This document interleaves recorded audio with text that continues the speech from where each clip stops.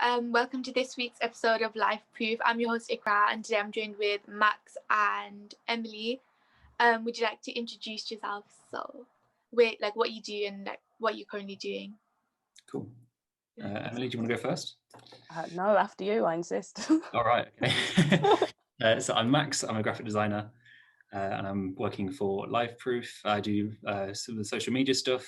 And that's it. I mainly concentrate on brands and layout design. There's that. Emily? Well, I'm Emily. I currently write poetry, and for work, I'm a jeweler in a repairs workshop at the moment. It's pretty fun. Wow. Yeah. Okay, so for this episode, which leads us on to, we will be discussing the creative industry. So, Emily, you just said that you do poetry. So, what's your highest role in industry? So, do you write poetry for a living or? Well, at the moment, when it comes to poetry, I'm kind of just doing it as more of a hobby. I'm wanting to do something with it, obviously, but I'm new to it all, really. I'm not gonna lie. Before the whole lockdown happened, I just started to go to different poetry nights and start doing that kind of speaking. But then now it's just been a case of I've just been doing stuff online more than anything. But it's something I'd like to explore further, I suppose. Yeah. Poetry And what night. about you? Sorry. I was gonna say, and what about you, Max? Do you do anything creative in your spare time or? So I'm trying to obviously cultivate a career as a graphic designer. But on the side, I've sort of done monthly challenges. I've done just a little bit of freelance work for friends and just friends of friends who I know. Stuff. The most recent one that I've done is an album cover for a man who's based in Birmingham. And I've done lots of work for them before, with poster designs and that sort of thing. And just trying to, if I have something that I'm in my head that I'm like, oh, that would be cool as a graphic, or that would be, maybe I could illustrate something like this, just to either take my mind off things if I've had a rough week or something, or maybe it's just I just want to jump in and get creative and create something, because the outcome of that, when it's all done from the sketch to the finish, is just there's a quite a big payoff there for me. I don't know if that's different for you guys after you finish something. Is that something that you feel is? Yeah, I guess. Sometimes, not really all the time. But I think it depends what you're working on, right? Sorry? I think it depends what you're working on. Yeah, true. So did lockdown affect you guys in any way when it came to your creative working or just work in general for you both? Well, with me, I think lockdown did so good for me, really, because I feel like when I was going to work and everything, daily life just kind of gets in the way. And then when it actually came to lockdown, I wasn't going to work. It was just 6 months or something of me just sat at home. And it was I'd finally picked up the pen again and actually started to write stuff again, and enjoyed it. And then thinking about the different avenues that I want to take from there. Obviously before I'd gone into full-time work, I used to do music as well. And then I dropped that because I was doing work full-time and trying to get better at my job and stuff. And so I think in a lot of ways it did help me in that sense. I found time to actually be creative. A lot of creatives, because they tend to be introverts. So when the world goes into lockdown and you have to stay at home, it's like an introvert's dream. It's oh great, I don't have to talk to anyone. I can just draw for 12 hours a day and no one can. So I think it's probably paid dividends for people to adapt and grow their style, or pick something up new for the first time and try it out, because it gave people that bit of spare time that they needed, to where they can say, oh, I haven't tried this now, but now I've got all this time. Let's see where this goes. Yeah, exactly. And it made me realize that there's so much more out there as well. I started writing a book recently, a fiction kind of book. I'm not entirely sure if I want it to be short or long, but I was yeah, why not just write something? And it turns out it's now a post-apocalyptic style sci-fi book, which is very out of the ordinary for me. Wow. Okay. Yeah. Writing as well, especially because when you write, you sort of have a loose idea in your head about what it's going to be, or maybe you're writing about a character or a certain event, or a fictional thing. That base idea then starts to kick into a story, a an episode or whatever. It's sort of like that. The writing is sort of helping you think through the process and helps you like sort of like build up from the ground up about where you want to take it. Yeah, definitely. So like, how do you get into the flow to start writing? Like, if you're writing a poetry piece or if you're drawing or doing something, like, how would you start it? Like, oh, it's a bit of a difficult one. I find that with me, like, everything that I end up writing is more so down to like experiences or people that I've met. Like, I'm very much inspired by like people around me, which like I think lockdown did me well, but at the same time it was like I'm so used to going outside and like seeing people and doing things that when it came to it I was like, what do I write about? Like these four walls, like mm-hmm. Yeah, but I do but how find did you? people definitely inspire me, like people and things and experiences and stuff like that, really. So would you say that you had any experiences that kind of gave you like the like not the message but like that was like to you, okay, I want to start doing this? Like, did something happen for you to be like, I want to do poetry, I want to write a book, I want to do this? Or well, I mean, I'd always been writing like all of my life. Like when I was younger I used to write plays, and I'd never read like a script in my life, but I used to write plays. And then I obviously used to do music as well, so I was always in bands and like doing gigs with them. And then I found that like with my lyrics that I'd write, they always translated into poetry anyway, and then it would always come down to like I'm taking bits from like poetry I'd written and putting that into songs and stuff like that. So I'd always been doing like writing all of my life, really. Yeah. And what about you, Max, when it comes to doing your like artwork and stuff like that? In terms of process and getting in that zone, I think at the beginning I'm like, oh, I don't really want to do it, but then when I start doing it, it just sort of builds. Like sketch wise, I won't spend very long sketching, but then the ideas just sort of like start coming to me. So I'm just like, oh, and then before I know it, I'm like half an hour in and I've only done sketches. And I think just getting into a flow state, like I listen to music or like I put on a podcast, like something has to be happening in the background. I can't work in just silence. I don't know what it is. It's just either progressive beats, the idea of like moving forward and progressing.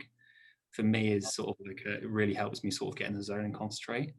But also, if I've got like a deadline or I need to, rush a piece of work or just feel like I'm going to have like a good session of work or creating or whatever it may be, then something a little bit more fast paced and that sort of thing, and maybe a bit of drum and bass, something like that, just so still on like the same sort of genre, but also taking it forward just a little bit of a step depending on the mood. So I think like for me, music helps me a lot, and having something happening in the background. Like I will quite happily go to a coffee shop and work, or go to a library and work, because there's things happening around me. Yeah, I'm the same. Like for GCSE, I did art and design. Overall, because obviously we didn't really get to complete our like exams, if that makes sense. But we started in year 9, so we had like 3 years on our course, if that makes sense. But like I was very like, okay, I like to put in my earphones, and like I wouldn't speak to anyone for that whole like hour of the lesson. Like really, I would just like focus on doing my work, get it done. But like I feel like it was really like fun. Like I enjoyed art quite a lot. I didn't continue it into college years, but like I wish I did. But I feel like it's one of those things where it's like I would get like creative block, if that makes sense. So like I would just like randomly just shut off. So my brain was like, okay, I want to draw, I want to do this, but it wasn't working. Like I couldn't put like pencil to paper, if that makes sense. But like I think music really did have that, because it was just like, okay, you kind of forget everyone's around you, if that makes sense. You are like, oh, you like having people around you, but I'm not the same. I had to be like alone so I can finish it and get it done in time, because like I didn't like things being late or disorganized. But yeah, do you guys get a creative block or writer's block then? Yeah, I was just about to bring that up. Like I don't think I've ever experienced the extent of some creatives that I have spoken to and know. There are times where I feel a bit like my mind is blank, or I've worked on something for so long. Let's say I've spent like an afternoon on something, and whatever it is about it is just not working for me, or not working for the client or whoever. I just feel the need to just sort of like step back and just sleep on it, because I know like if I come back the next day with a fresh pair of eyes, or you know, if someone's given me a little bit more feedback that I can just work from, and that helps me. But in terms of like a creative block where you go for a rut for a few weeks of not actually being able to create or feeling uninspired, not really something that I struggle with. Yeah, I find like with me, I went through it so much like before lockdown that it was just, I found it really difficult to find time to write or find things to write about. But then I do think that like I get it a lot more as well, because I'm doing like 9 to 5 Monday to Friday, and then by the time the weekend comes, it's like I don't want to do anymore. Like it feels like too heavy on my head. But I don't know, like it is one of those things you have to find ways to like combat it, I suppose, which can be quite difficult. So as Max, as you were saying, you were on about how you get feedback from other people, but would you ever like, do you critique your own work as well, or who do you get feedback from if you are like? 100% do I critique my own work. I think everyone does that. Like, see, the thing is about critiquing your own work, there's a lot of imposter syndrome involved in that, and a lot of creatives will have imposter syndrome because they feel like they're not good enough, or you know, like the piece of work they're creating is just like, it's not perfect for them, so will it ever be perfect for anybody else? And I think that it helps. This is where like the feedback and the like peer assessment almost comes in, where you have to ask people for recognition of what's good and what's bad about this to make it better. And I don't know why. I think sometimes people shy away from getting feedback, and it's like it's some of the most valuable stuff. Another pair of eyes on your work, reading through a poem, an essay, you know, looking at a piece of graphic, whatever it might be. It's so valuable to have people just come along and say, this works, this doesn't. Because if you're in this rut of like, I don't know what's working here, but I need to figure it out myself, and it's like, that's just, it's not healthy. It's okay to ask for help. It's a strength to ask for help, because they know that it's going to make you or your piece of work better. Yeah, definitely. I do find as well, because of like, you know, Instagram and everything like that, it's really easy to like look on there and compare yourself to a lot of other people, which kind of like dulls your confidence. But it is one of those things, you have to like find your own confidence in all of that. Like I've seen so many people that I know as well that go through that same thing, where they're scared to show people their work, or scared to like put themselves out there, because it is a nerve-wracking thing to do when you have all of this like knowledge and know that there's certain people that you'd veer higher. It is quite difficult, to be fair. I think there's a bit of maybe a bit of anxiety and stress that comes with being creative, because especially if you have an Instagram account or something like that, and you're putting your work out there, you're basically putting that out there and saying, judge my work, like it, comment on it, you know, that sort of thing. And people could say anything, and people have said anything, and it's like, how do you know when someone's being genuine, and how do you know when someone's not being so genuine and just going out of the way to hurt your feelings? And it's like, how do you know? And I think you just have to sort of, especially with social media, go in there with an open mind and use it valuably, because I think there needs to be like a change in mindset of how you use it. Yeah, definitely. I think it's like, it's one of those things where it's like, you see so many people, and there's so many artists, so many poets, so many story writers and things like that, where it's like, when you put that out there, and also you think about the fact that there's so many people that are doing every job in the world. Like there's so many people that are working in bars, there's so many people that are waitresses, and there's so many people that are lawyers, but that wouldn't stop you from like chasing that goal if that was your goal. Like it wouldn't stop you from applying for that job. So I think it is because the world also is very much tailored to intellectual people rather than creative people. Like a lot of creative people seem to be overlooked, and people seem to overlook the arts and stuff like that. So it does get to that point where it's like, you think that, oh, there's so many people doing this exact thing that I'm doing out there. But it's like, if you've studied or done anything else, there's so many people that are doing that as well, you know?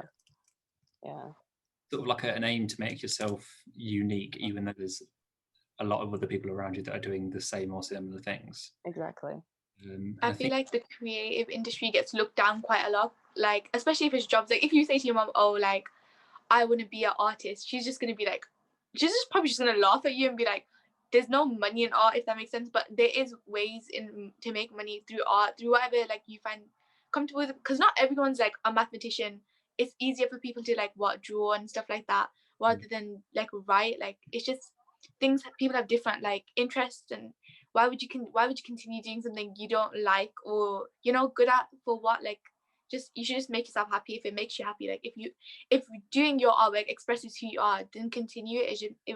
It's just better for you. Yeah, it is often looked at more of a hobby than an actual like career, which is weird because many people have made careers out of music, out of art and poetry and stuff like that. So it's very odd that like society still deems it that way while they like consume all of that.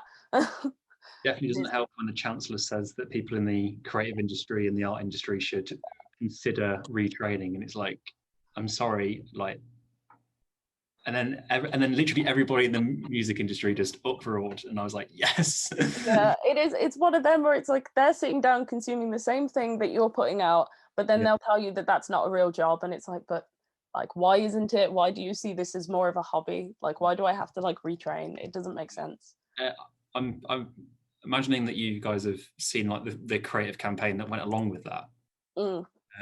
Just sort of that like retrain thing about a ballet girl called Fatima, and it says like Fatima's next job could be a lawyer or something. Yeah, doesn't know it yet. So people have then taken that and put a load of pictures of ballet shoes and then a picture of like these smart casual shoes, and it goes, and it literally just simply says, don't give up, Fatima. And it just shows that like story of she's had like 8 pairs of ballet shoes and she's not going to give all that up just for like this 9-to-5 regular job in somewhere. Exactly. I mean, there is a lot of work that goes into like these creative things. There is a lot. Yeah, it's a bit what's the word I'm looking for? Doesn't matter. No, carry on. Completely lost. Do you find it like intimidating in a way, like the creative industry? Do you find it intimidating in a way, like you feel like you're constantly judged or for your work and stuff like that? Like, I'm not like, so far not so much, because I think like I'm my harshest critic. Like I am the most difficult person to please when it comes to my own work. So when I do actually like tell people or show it to people, I'm like, yeah, you can't hurt me. I've already hurt myself. Like I've already hurt my own feelings in this, but yeah. In terms of getting like criticized or knowing, just thinking about that really is that I don't necessarily feel intimidated by other people. I know that I do follow like a few people that are very talented and stuff, but I don't look at them and say, oh, I'm never going to be that good, because I know I'm going to be great in my own way. And the idea is not to copy exactly what they're doing, but maybe look at their work as inspiration and say, okay, maybe they've released a really nice typographic of something and it's all handwritten. It's like, okay, I'm not a typographer, but what if I were to try that out? What would happen if that, it's not going to be the level of what this professional that you're following is doing, but you can certainly give it a go and know that it might not be for you. Yeah, definitely. So do you guys have a favorite piece of your work? Like, is anything that's like your favorite thing that you've ever written or drew or just created? For me, my favorite projects go in my portfolio. I have a digital portfolio and I only present 3 projects of work. So if I think it's strong or I've had a really good time with it, or there's a story to tell with it, then I'm more than likely going to put it in there.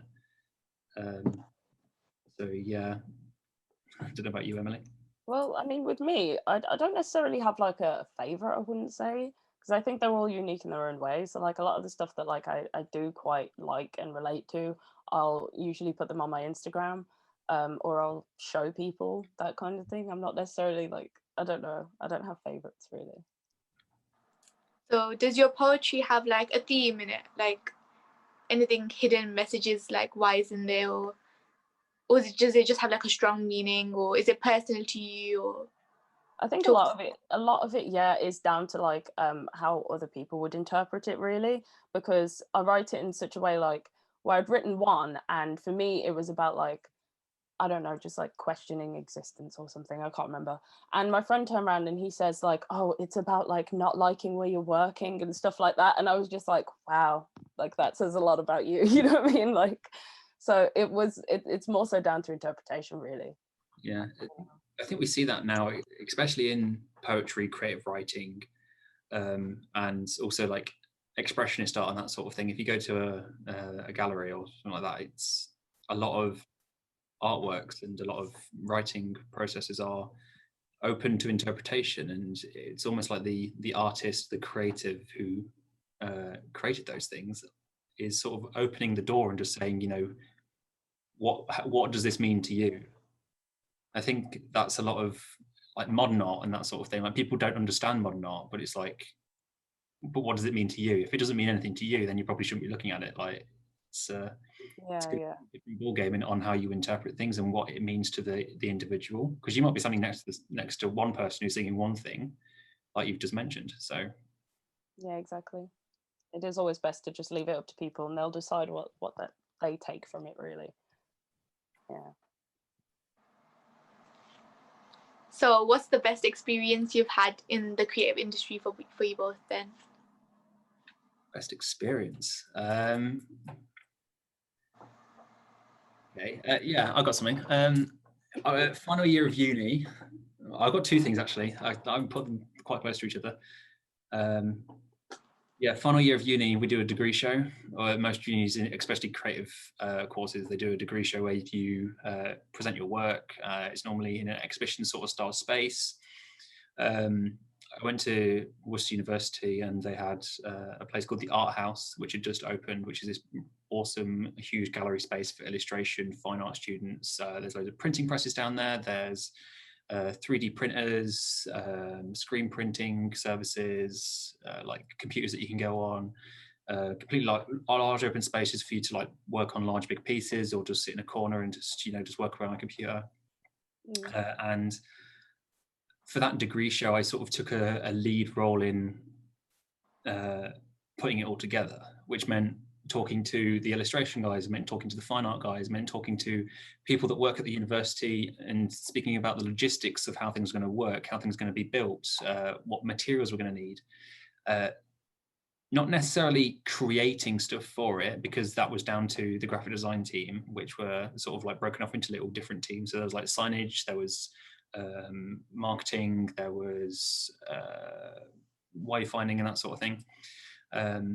So sort of like taking a step back and seeing a lot of these creative processes sort of come together to create a big project. And for me to be talking to the guys higher up and saying, this is what we want to do, and sort of like pushing the students' ideas about what we wanted to do and how we wanted to bring this together, there was sort of like almost always some pushback from the powers that be.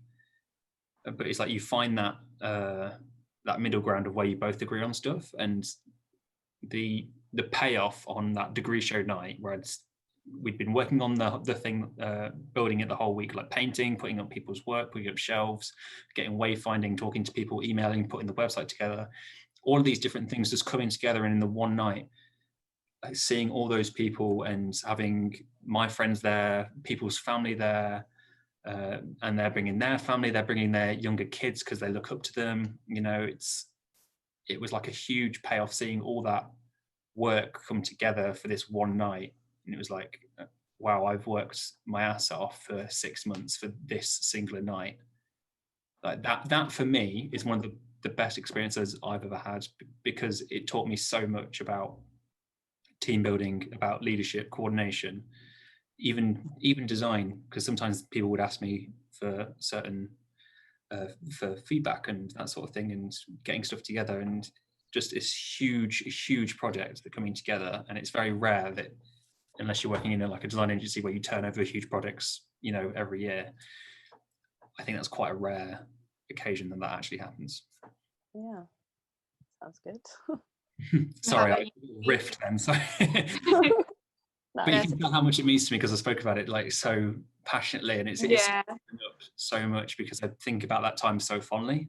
Yeah, I think when it comes to like stuff like that at university, it does really help your confidence to have some end goal like that where you have to work on something for 6 months, and it makes you push further to get that out there, to be honest. And also it will make you more comfortable. I don't know if it has for you, but more comfortable maybe in future to host those kind of things. Yeah, if you compare me to the beginning of that project and the end of that project, or well, just the beginning of uni, the end of uni, it was sort of like introvert, didn't really want to speak to anybody at the beginning of uni, and then by the end of uni, it was sort of like, I want to go into public speaking. I want to do this, like, or these random things that I was like, yeah, I could do that, and just sort of being excited to talk to people. And I was like, what is happening? And I think it's paid its dividends for sure. Yeah. No, I feel like because in my secondary school, so we had like we had a whole creative like floor, if that makes sense. So there was like all the art, textiles, and drama, music, all on this like one area. It was the basement of our school, and I remember when they always used to put on what was it, plays or performances every term, I think it was, and the play. So maybe one term it would be like what was it, a concert, like our school concert. So my older sister, she played bass, and I always used to go watch her play. And then my other sister, they had like a little band together, and they used to play, and I used to go love like supporting them and seeing them like doing something they're so good at, and they were so enthusiastic about it. Just like, and they're both really shy, so it really brought them out of their comfort zone. But like I remember there was like a play that was gonna go on, and I really wanted to do it, but I cared too much what people thought of me. So I was like, no, I can't do it. Like, what are people gonna say about me? I'm gonna get judged so hard. But like, I feel like you've both grown up a lot more, and like you're both matured, and I feel like as you grow older, you care less what people will say about you and what people think about you. But obviously me being in that position, I was like 14, 15. It was really like nerve-wracking, and it was so like, oh, what will so and so say about me? Like, it was just really like, I felt like I was going to get judged so hard. But like, if it was something that would have made me happy, then I should have just done it. Like, forget what everyone would say, just because that's an experience that I've lost now. Like, and I'm not going to get it back. Like, someone like could have, like, no one could have taken away that happiness from me, because but I saw other people do it, and they were like having such fun, and I regretted it, but I was just like, okay, it's okay, because maybe like one day I'll go to uni and like dive into what I'm interested in, the creative department, because as I said, like I stopped doing art in college. But if I do go to uni, like I know you can do like things on the side in uni and maybe continue doing something in the creative department for myself. So yeah, definitely. You always have to like focus on like what you actually want to do. I know like in school especially, it's difficult to not focus on what other people think about you, but as you get older, you start to realize that people are always going to have opinions. Like, they're always going to think things of you. It doesn't matter if you're in school or at work. Like, it's always going to be the case, really. Everyone's got something to say. Yeah. It's up to you whether you choose to listen or not. Yeah, definitely. So yeah, Emily, do you want to go ahead and read your poem, perhaps? We can. Okay. Let me just get it up. Yeah. Okay. We'll cut that little bit. Right, and now Emily is going to read a poem that she's written to read out on the podcast for us. So Emily. Okay, so this poem is called An Existing Opinion. Am I a being made of lead and poison, orbs dancing around a soul forced and forged by blood and tears, further existing beyond planes of madness, driving fear to corners, pressing meaty beings into crisis, and harbouring loathing of self-formed bonds which resonate around my mind like a wind of peril? People exist for others' ego, and further fuel a broken shard left behind by mortal grace and tranquil thought. You exist through, and though a lasting impression impressed amongst beaten canvases and battered brains of intellectual thought, you are a beacon of hurt, torture, and armed with faith in flesh, you march beyond the grey. Armed with an army of self, you belong to oneself. Taller than man, yet not as powerful as God, you are forever forgotten as a fray to the string you once sew. Oh. That was really nice. Oh. You have a really like reading voice as well. Yeah, there's something in that delivery as well. Like just one bit after another, like just hard truths, man. Hard truths. Thanks. So what was like? So if you were like to analyze that poem yourself, like what would you say it was about, and like? Like, What what was was the like, not mood, but like, what was behind it? Like, what was the thought process of like writing that? Like, Oh, actually, I want to hear like your interpretation of it first. Can you just read that sentence that was on about the wind of peril? Wind of peril, where is that again? Oh, and harboring loathing of self-formed bonds which resonate around my mind like a wind of peril. Jesus Christ. Yeah. That's a powerful. That sort of like, to me, like a wind of peril. Just all I'm imagining is like a chaotic hurricane of dark thoughts. Yeah. Just in my head is just like, because that's not. I don't get a light sense of that. Like in the first, second sentence is like poison and lead. Am I just a Yeah. lead? Like it's almost like questioning. For me, that it was like questioning who I am as a person, and is my thought process sort of, is it questionable? Am I thinking normally? Are these thoughts ever going to go away? The ones I am thinking. I don't know how on the mark I am to what you're. got a bit deep, didn't you? Gosh. Yeah, I feel that's so deep. I'm sorry. Maybe that's just. Maybe it's not. It could be about unicorns and butterflies. I don't know. Nah, the poem itself was, I'd written it because at that point I was thinking about like what I wanted to do with work, and I wasn't really enjoying my job. I'm still kind of thinking like I don't want to be there for the rest of my life, but it for me it was more so I was questioning what I wanted to do, who I am as a person, and like what makes me unique, if that makes sense. Okay. So it was a lot of that, like, so that's it does seem a bit heavy, and it was a bit heavy at the time that I wrote it, to be fair. Do you reckon it needs to be heavy though for people to understand, or like for yourself to understand that?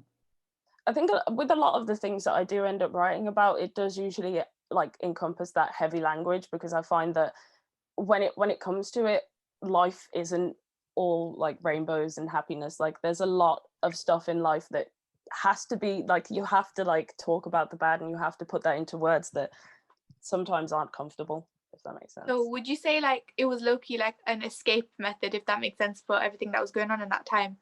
Yeah, it was a bit. It definitely was. It's like that was one of those moments where I just locked myself in my room and emerged a new woman. Oh. Did I mishear you, or did you say something about orcs in that poem? I don't know if I just misheard it. Walks. Orcs. What was it? What did you say? Orcs or something? No. Wait. It was like a top part, not one of the top, like a little bit at the start. I mean, I could read the start again. Am I a being made of lead and poison? Orbs dancing around a soul, forced and forward. Orbs. Yeah. I thought you said orcs. I was like,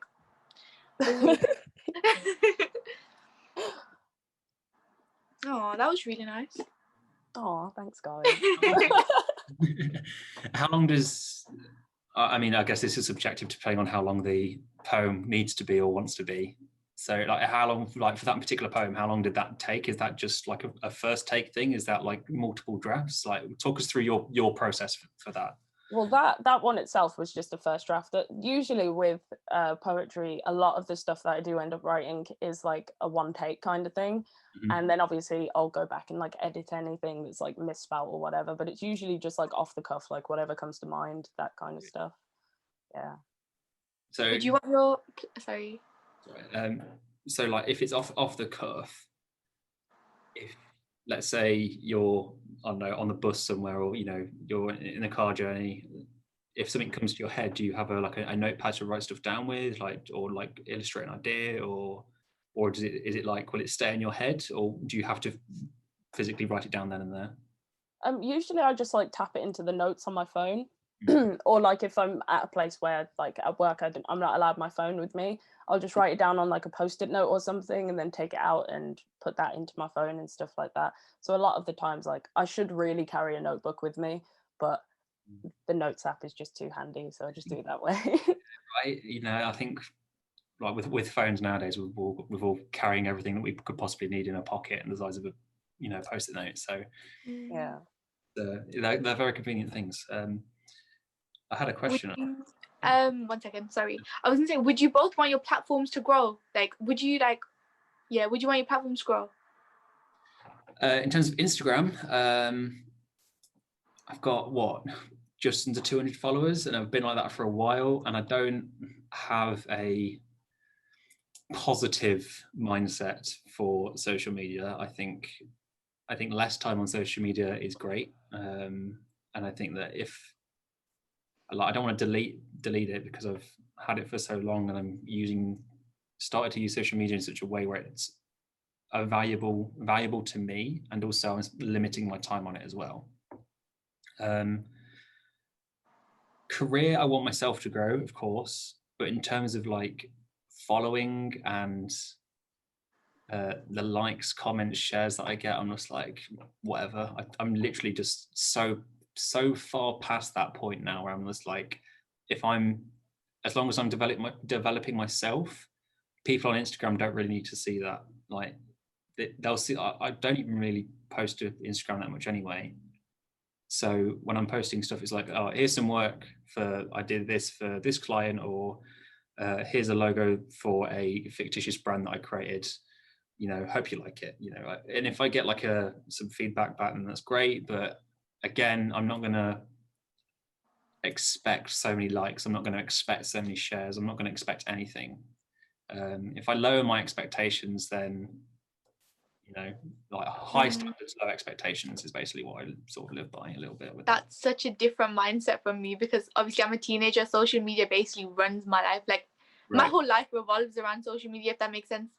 But like, obviously I understand the negatives of it, like, because I feel like it does put a lot of pressure on teenagers, especially these days. But I feel like it has its negatives. Of course, it has its negatives and it has its positives. But I understand the whole, like, you wouldn't want to share things like your personal life. Like, I don't want to share like too much of my personal life on there. I kind of share like important things, or just like cute photos that I like, but not like. But like, I remember when I don't know if you've heard about I don't know how to pronounce it, but do you know the concentration camps in China, the Muslim concentration camps? I don't know if you've heard about it. Yeah, I have, yeah. But I found that out through Instagram, and I was like, it's so mad that like I've never heard about this on the news. Not that I watch the news or listen to it that much, but obviously like it'll be around, or like I'll hear my mom and dad talking about it and they'll tell me. But the fact that I found out like by myself through social media, I kind of put a whole different aspect on things for me, if that makes sense. Because I was like there's so many things that are going on in the world that like probably the older generation don't know about, but the younger generation know, because of like the fact that we all follow each other, we all share each other things, and like the fact that that information got out to Instagram probably before other social media platforms, before the news, it just kind of put a whole different like. In terms of creativity though, like it's a certain way of getting people's attention, because if let's say you've just seen that on your suggested feed, or whatever it is, and you want to act upon it, Emily, you might write a poem about that. I might design some sort of graphic for that, or just share it, or I spoke earlier about people just taking the government retrain scheme and just taking that and just be like, actually no, don't retrain, don't give up, instead like continue what you're doing. So there's sort of like a level of reaction to news feeds and that sort of thing. And when people say, oh, we haven't seen this on the news, you can't really control what's on the news and what's good press and what's bad press, but we can control the views that we want to put out there. We can do that in a creative way. We can create logos, we can create posts, we can do poems, we hope to sort of not necessarily change people's minds about things. We're not there to influence them. We're there to sort of just make them aware of, let's say that Emily had seen that post about concentration camps and wanted to write a poem about it. I don't know what your process might be, but you might put that onto Instagram and then say, like, I just write this poem after I saw something that I didn't really agree with, or something that I felt strongly about. Maybe here's a few links that you can find out more about it, or here's some, maybe like a donation thing if there's, like I said, donations. Things like the wildfires and that sort of thing that's happening on the west coast. Is it west coast of America right now.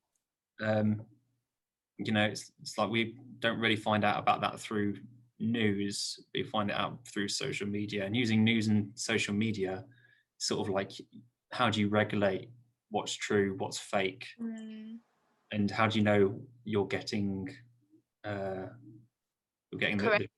book? Yeah, it's like, yeah, you can't really. I think that's been a completely different podcast about journalism and social media and truth, and I think that's like an all-encompassing thing that we can move on to. But yeah, I'll make a note of that and see what the other guys think of that when we're done. So would you both want to be remembered? So like in the future, would you, Emily, want to be like known as a famous poet or not? And Max, would you want your work to be remembered? Like,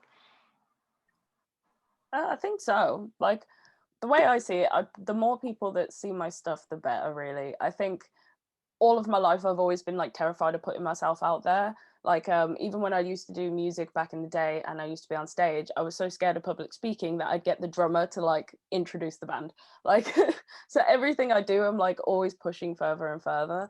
So I do think, like, as far as I take things, and everyone wants their words and their things to be seen and heard, and I do think like I would actually want to be known for the stuff that I'm producing, really. Yeah. I think to an extent I would like to be remembered, I guess, for either the work I've done, the projects I've worked on. I like to think that I'm going through life creating a positive impact on the people that I meet and the projects that I work on, and that I would be, you know, if I moved from a company to a company, that I would be remembered as somebody who worked for that company and had a positive impact on the people that worked there.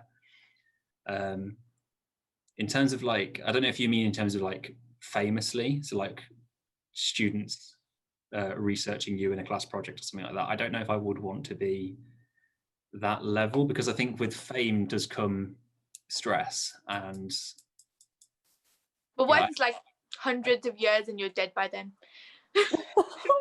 I'm old enough as it is. No, yeah, I guess it is. It would be nice to be remembered and respected for the work that I did. But then I'm like, oh, I've also got this idea in my head of being the graphic designer that sort of nobody knew, to where like it's like, who designed that brand? And you have like, and they have like no idea. I think that's kind of funny.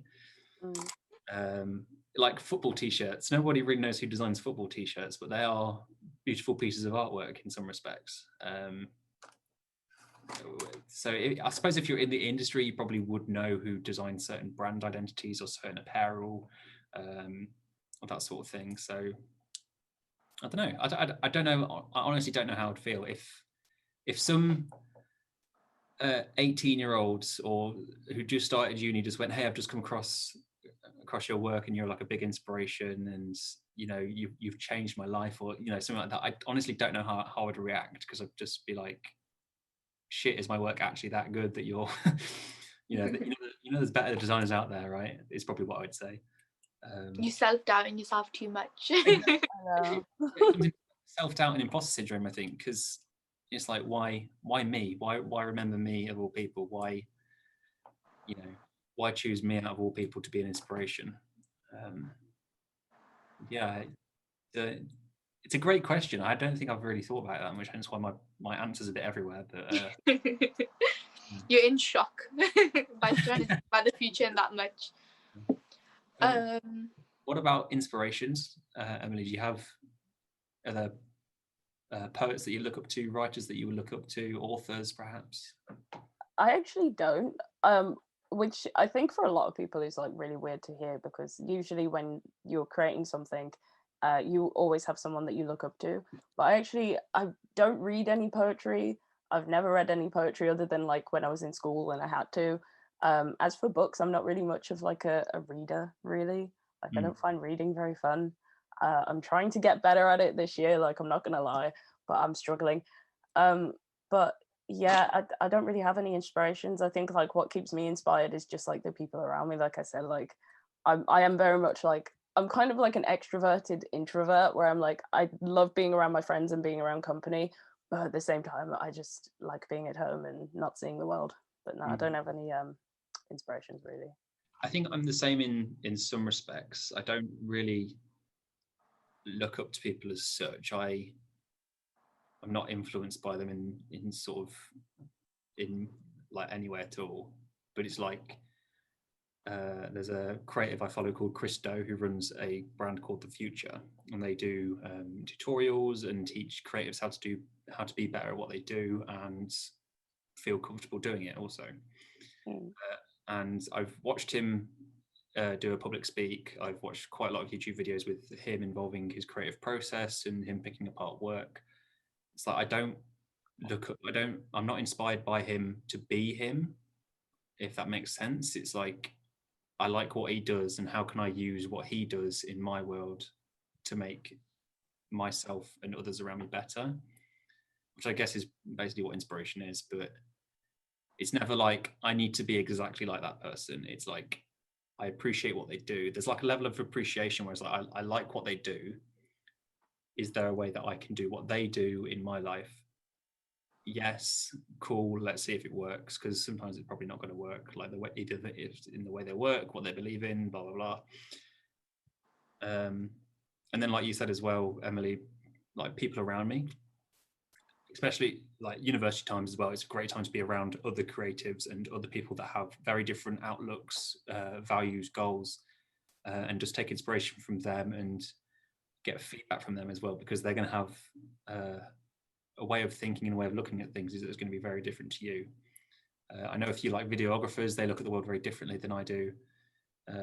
Even my closest friends, we have sort of lines, like values, and when we cross over, and there's also values where we also like go apart from each other, because we're like, I don't believe in that, or something that you said I didn't particularly agree with, but it doesn't make you like an enemy or anything like that. It just makes us different, and that's part of being human.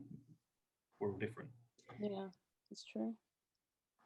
For me, I would say when I was in secondary, so that was only last year, but my two favorite subjects were art and English. I was really into my like creative stuff. So when I was into my English, like I really loved all the books we were reading, the poetry, like all of that. I didn't really have a favorite. I didn't really like get into it that much that I would go home and research all the like authors or like the poets and stuff. But I took a really interest in it, and art and English, again, I performed the best because I think that was like my happiest lessons, if that makes sense. So like I would actually want to go to the lesson. I would actually go to the revision classes and be interested in what was going on in the lessons. And in art especially, I really loved art. I loved like researching. Like my teacher would just be like, I'd be like, I have this idea of what I want to do for my final piece. She wrote me a bunch of artists that like she knew were doing similar things, and I was just like, and like I had so much fun just researching and taking pictures of things that I thought, like that's so cool, that's like so interesting. But it's the fact that I never really kept that like passion for art and English. But I did choose to do English for A level, but I randomly decided just not to do it anymore. Like I changed my mind like really last minute. But I wish I'd continue into it. But I still have time. But I don't really look up to anyone in that sense. The only people that I do keep up to date in the creative industry are makeup artists, because that is like such a cool, completely different from both of yours. Like that's a whole ball game. That is like you see people like James Charles. There's also that the Dutch one. I forgot her name. Nikki Tutorials. That's it, Nikki Tutorials.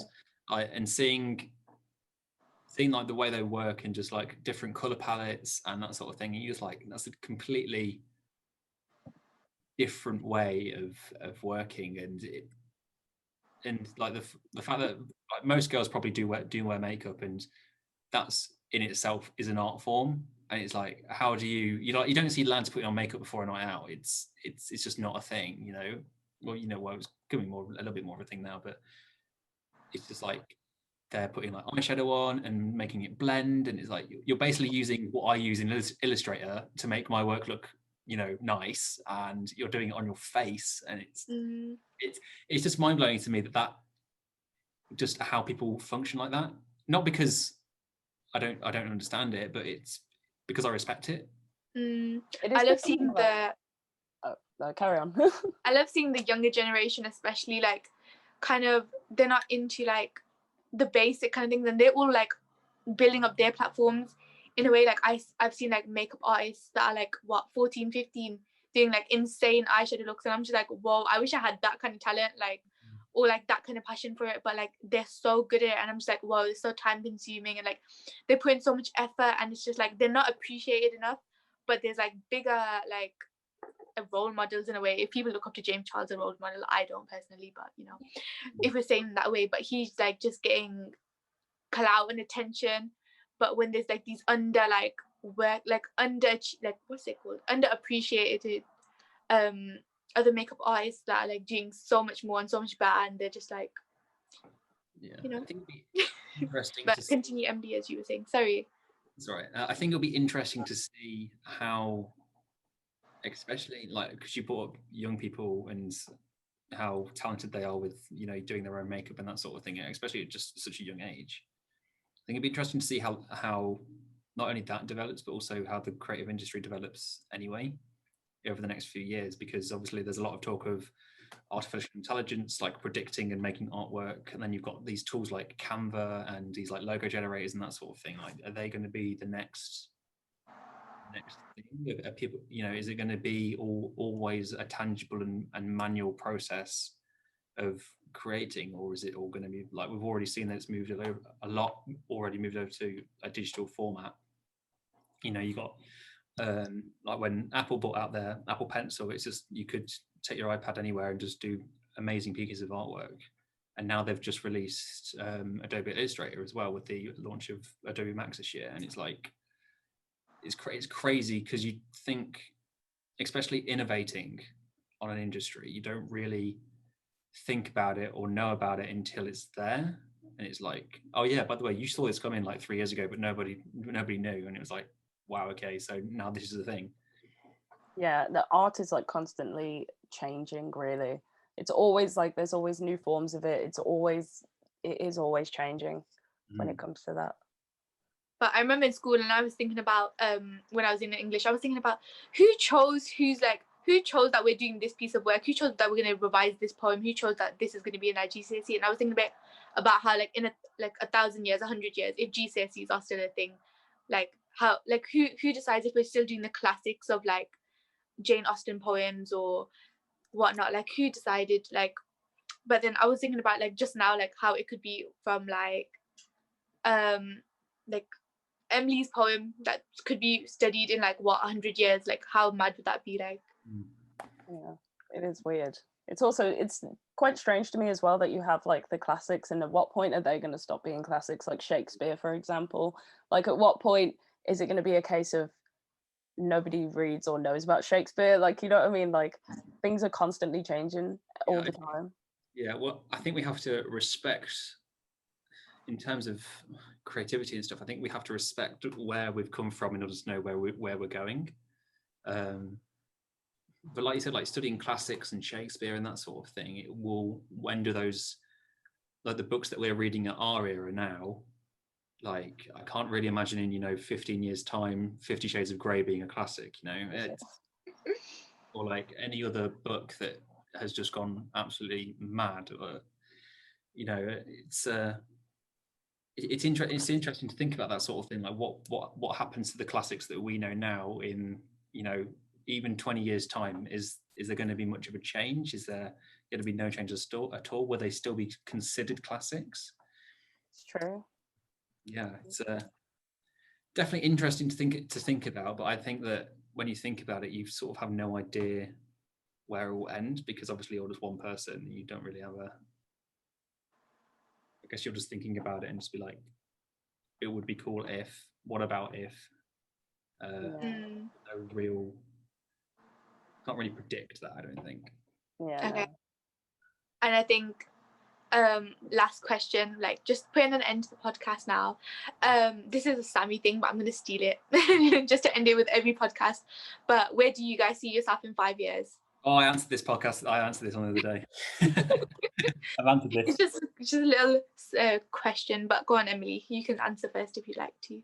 Well, in 5 years, I'd hope that like I'm like successful with my poetry and like story writing and stuff like that. I'd really like hope that I'm not just working a job that I don't like, and actually I'm like making something of myself from the things that I do like, finally. So yeah, hopefully. before something My comes answer is be working within the design industry, developing myself and the people around me. Hopefully happy in what I do and earning enough money in order to live happily and live within my means as well. Yeah, it's pretty simple, really. And to have the friends there that support me and the family there that supports me. Yeah, it's pretty simple. Thank you both for joining us today on the Life Proof podcast on creativity. If you'd like to share your social media handles, but I think they will be linked down below, I'm pretty sure. They'll be in the description of the video, and they'll be shared on social media and that sort of thing as well. To end off the podcast, I'm just going to read a little bit from a book called Hegarty on Creativity. It's from Sir John Hegarty, who is a famous advertiser. He talks a lot about design in here and that sort of thing, but there's also just creativity in general. So if any creatives are listening, watching, I highly recommend you get a copy of this book. This page is simply called The Blank Page. Writers often talk about the fear that overcomes them when they first put the blank page into the typewriter and wonder what they're going to write. Whether it's a black screen, a blank canvas, or a blank page of a sketchbook, the effect is the same. Creativity is the creation of something out of nothing, and that can be scary. However, that blank canvas might appear a painting that will capture the viewer's imagination, propelling them into another time and place. So there's that, which I just thought was a nice paragraph just in order to wrap everything up. And I think that, for me at least, that sort of sums up creativity. Like there's a fear, but then there's also a chance of creating something very beautiful. So yeah. Thank you both, guys. It's been an amazing podcast. Thanks for having me. Make sure you follow Life Proof and Umpoy on Instagram. They should be I forgot linked down below. And thanks for watching. Thank you very much for watching. Thanks.